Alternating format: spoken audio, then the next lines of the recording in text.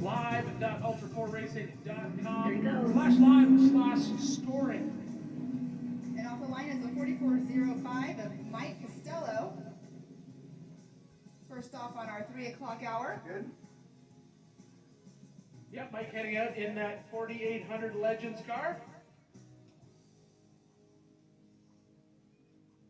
It looks like it's pretty smooth out there today, or maybe just because they have larger tires, but the course on the fast sections have been pretty smooth for these guys.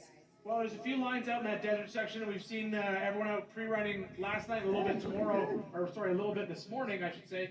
And everyone's saying it's still getting kind of chewed up out there. But obviously with the Legends cars, we're dealing with cars with a trailing arm suspension. They can take advantage of shooting those shocks to handle that desert Nice. better.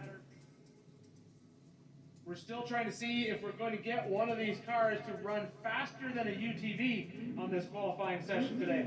Well, as I've been watching from the production truck and from the motorhome today, I've been wondering the same thing. Is somebody going to be faster than one of the UTVs yesterday? It's exactly what you just said. Come on, Mikey. I think we will. I think it'll be during power hour. I think we got some people are going to be throwing down. I honestly think we're going to see some exciting qualifying out of our 3 Broncos in the stock class during power hour, because for a lot of them, I think they're going to want to be out front when we start this race on Friday to make sure they can get into the rocks right away and then get ahead of them. Yep. Sure. There are definitely some heavy hitters, some big Made names that in left power turn. today. Good job.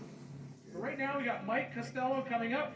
This is a section of the qualifying cars. We've seen 3 different lines. There's a far line to the left, goes around through the dirt.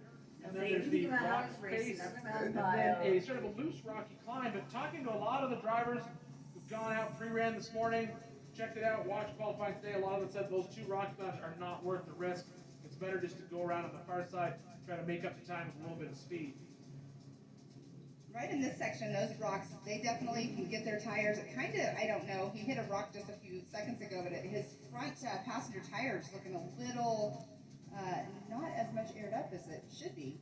Yeah, it's hard to tell from this angle. It may just be a bruise on the tire.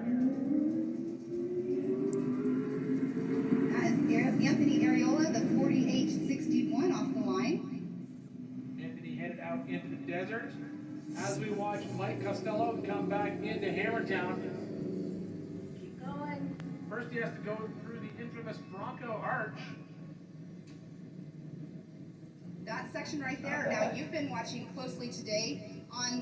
Yesterday the middle line was the faster line for everybody. Have you kind of noticed which one might be faster today for these guys? Based on what we've seen so far, the middle line is still faster. The problem is that middle line, it's an absolute blind section. So you have to go in, and then you're basically going to sort of huck your truck over the center of that line and see what happens. And unfortunately, it can get out of sorts pretty quick. There's a couple of big rocks down in there. But if you get into that middle line, it's very, very fast.